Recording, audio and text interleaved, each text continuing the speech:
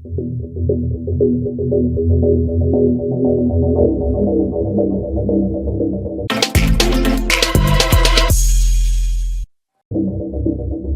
yang pamer badan terbuka di Bandara Yogyakarta International Airport, YIA, tertangkap.